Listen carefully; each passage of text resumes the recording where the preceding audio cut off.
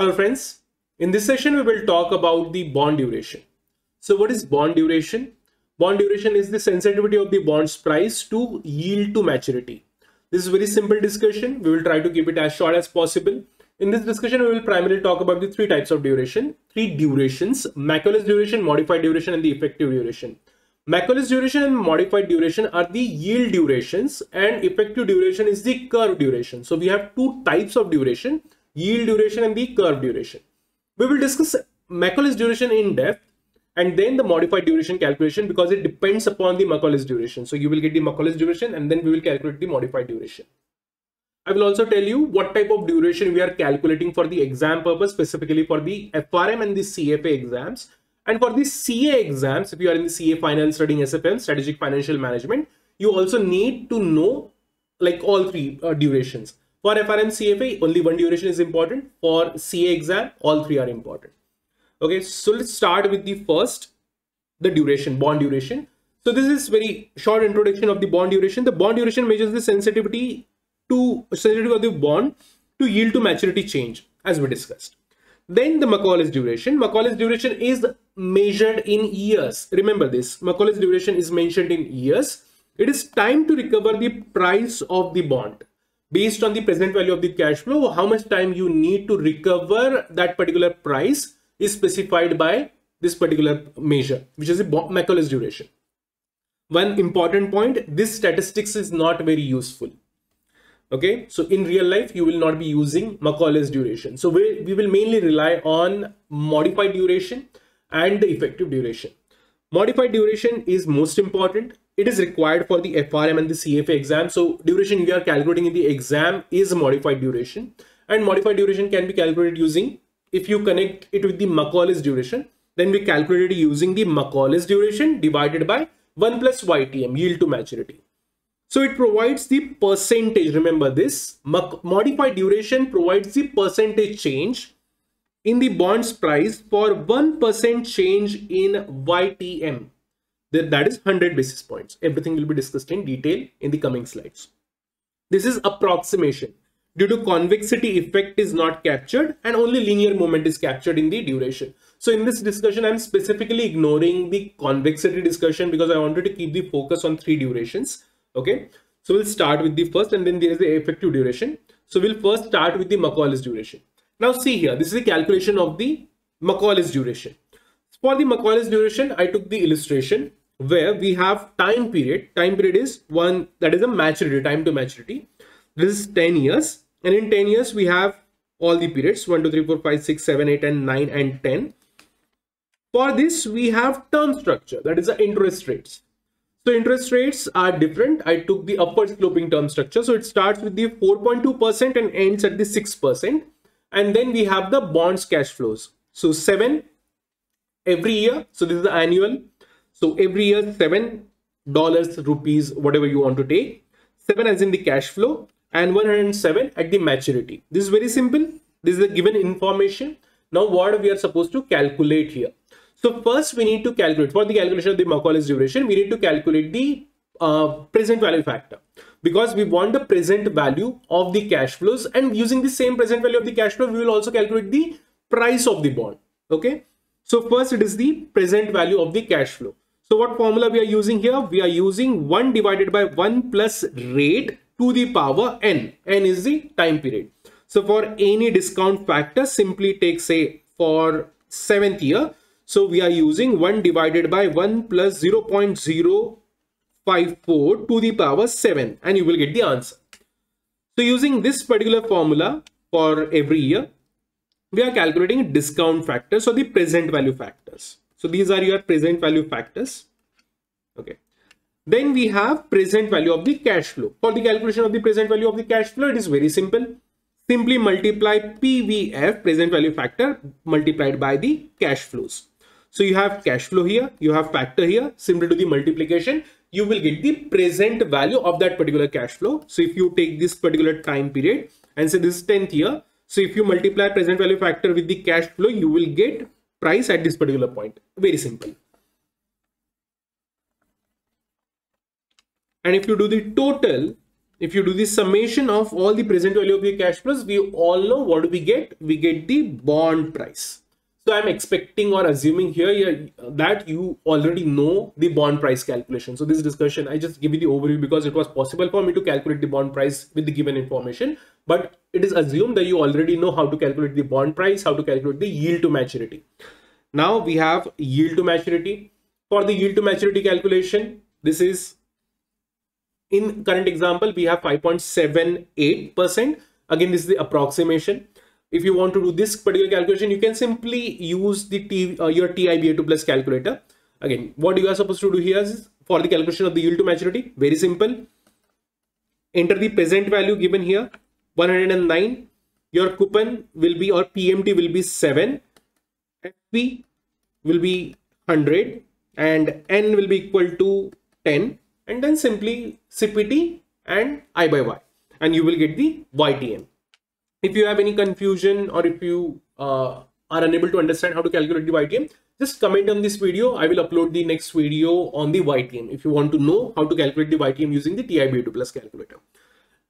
Now from here, after this calculation, we will start calculating the Macaulay's duration. So for Macaulay's duration, the first step is calculation of weights. That is present value of cash flows weights we will calculate. So say for example, for the first weight, it is simply 6.72 divided by sum of all the present value of the cash flows, which we already know it is the price, theoretical price of the bond. So we will divide it by 109.04. like this, and this goes into the first part. You have to keep repeating this for all the tens, like this and so on, and automatically, because this is the weighing scheme, these are the weights, automatically you will get total equal to 1. Okay, so total of all the weights will be equal to 1. Now once you get these weights, you have to multiply these weights with the time to maturity, time as in given time period. Okay, so time multiplied by weight.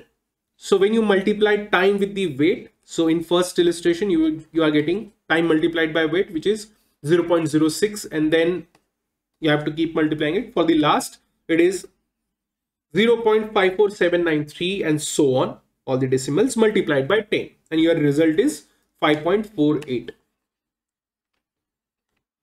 And the answer is, I'll just take the first two decimals. The answer is 7.56.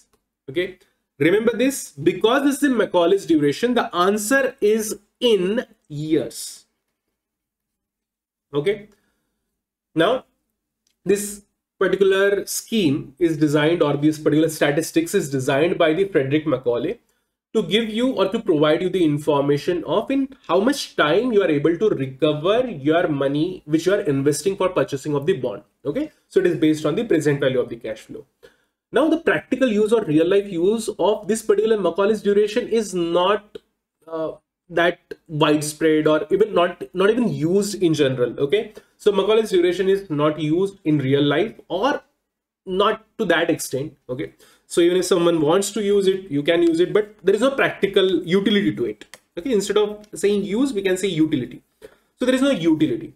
Now what is the utility of the Macaulay's duration? That is a limited utility. We can calculate the modified duration from the Macaulay's duration, and modified duration is a very useful thing.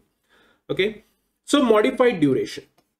So that was the Macaulay's duration. I hope you understood it. And remember, in Macaulay's duration, answer was in the years. Here we are discussing the modified duration. Again, modified duration and the Macaulay's duration are the yield duration. So we are using yield for the calculation. So there are two methods to calculate the modified duration. Remember, modified duration is the approximate duration. It is not the exact, it is approximate duration. So formula should have been like approximation formula. Okay, so that's why it is called as approx modified duration. This is the formula you are using in your exam, FRM and CFA. Now, modified duration can be calculated in two ways. The first way, if you are provided with the Macaulay's duration, assume GARP or CFA Institute or CA Institute, ICAI, provides you the Macaulay's duration and asks you to calculate the modified duration, then things will be very simple. you will only need YTM. So what is the formula here? I'm just writing this particular formula here. Okay, here. So Macaulay's duration, the first formula, sorry, modified duration using the Macaulay's duration, first formula, Mac duration divided by 1 plus YTM. Simple. So simply take the YTM and Macaulay's duration, divide, and you will get the answer.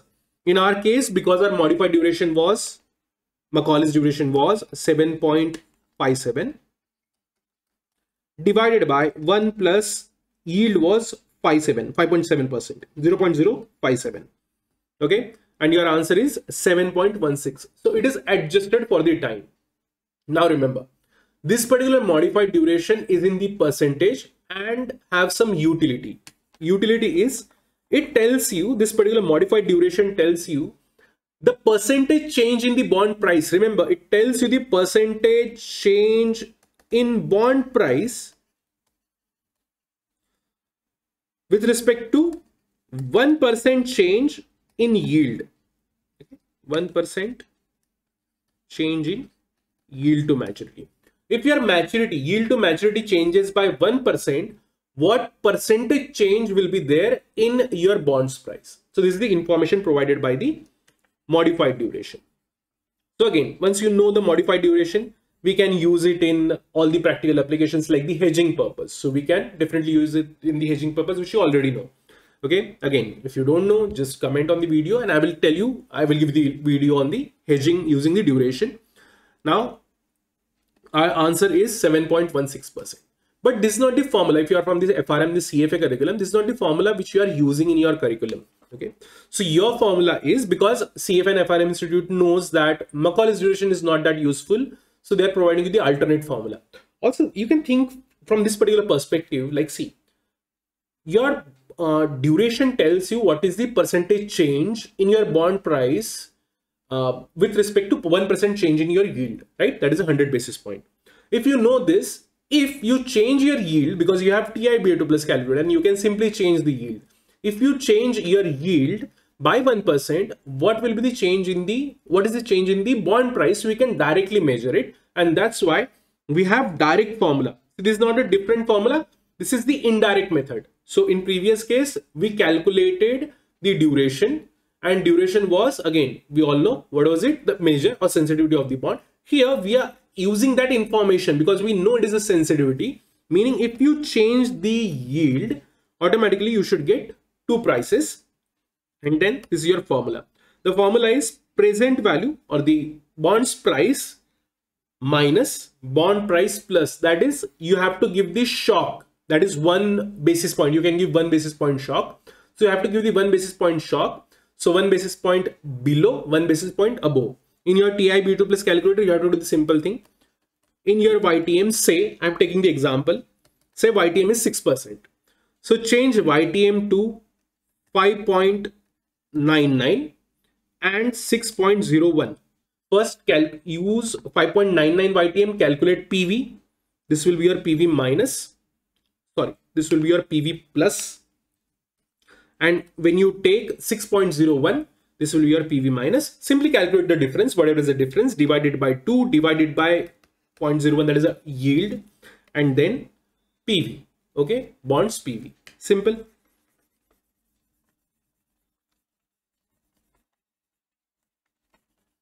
And that will be the percentage change difference.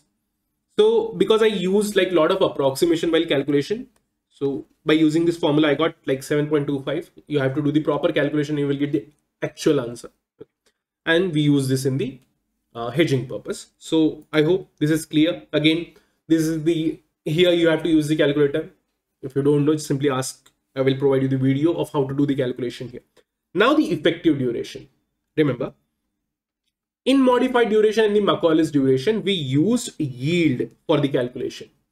In the effective duration, in this effective duration, we are using benchmark yield curve. Okay, benchmark yield curve. You can take the treasury yield curve or government's securities yield curve. And the assumption is yield curve is shifting by the, it is parallel shifting. Okay. So the parallel shift is assumed, and based on that, we will calculate this sensitivity. Again, there is no difference in the calculation. Calculation is exactly same. The same formula will be used for the effective duration. Remember this. Effective duration will use the same formula, except for here we will use delta curve. That is change in the curve. At the end, it is same. As you will use again the curve change, that is 1 basis point, and then you will calculate the difference. This measure is same as the modified duration, except change in benchmark yield curve is used in the denominator. Fine. And the parallel shift is assumed. And then this measure is used for the callable and the puttable bonds. Okay, so this is mainly used for the complex bonds. Reason is very simple, because if your rates, if your yield of the bond is in if it is different from the treasury bonds yield, then automatically there is a possibility of the call or put, right? So depending upon the situation. So for this purpose, we need to have the different measure, and this different measure is effective duration. So this is the summary of the durations. So thank you for listening. See you in the next video. Thank you.